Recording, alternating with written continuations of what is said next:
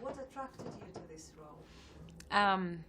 Well, Gerda is quite an impressive woman, not only from a from a feminist perspective. I thought it was very admirable to see a woman back in the 1920s who not only an artist but a working woman, and the fact that she in this film shows such immense amount of courage and also is extremely giving and unselfish in the way that she gives love to the people that she cares about. And in this film she is the support for her partner who goes through a transition.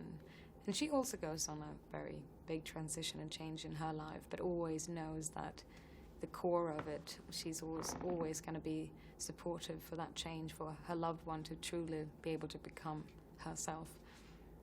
Do you think you will ever be able to do that for someone who you love? I don't know.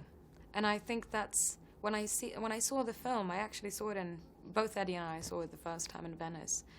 And I remember working on it with Tom. And it's a lot of time because I think it's a very human thing to be ego. That's just human. And then of course I'm a big romantic and I believe in love and I want to be giving. So I think with playing her, I'm in my own mind had to fight. How can you continue to be there for another person?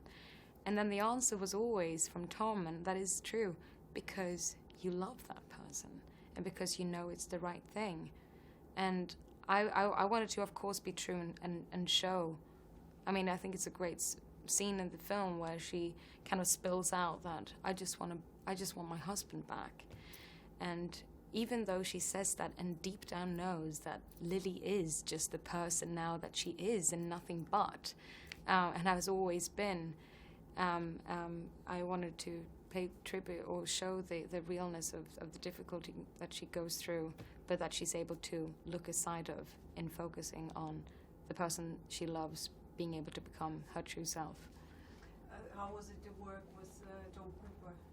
He is a very intelligent and emotionally intelligent actor, and already from the first day when I did my audition, he created, I was extremely nervous walking in, and he created a space where I felt extremely safe and gave me such good, keys in scenes. He was able to, I could hear by the notes that he gave me that he could see behind the monitor what I was maybe trying to do, and sometimes I just needed one little push to one direction, and I got that help, and he really proved, Eddie and I have talked about that. He really gave us that quite a few times. You worked with Sergei Bodrov, Russian director. I did. Yeah, he's a lovely man. You probably met him. I know that he's a big director, and I've seen many of his films, and just before I worked with him, I had the latest one, watched The Mongol, which is a beautiful, beautiful film. Is his style any different from, so probably the only Russian director style is any different from other directors you work with? I think it's like with people. Of course, your culture comes through in the same sense that I'm Swedish.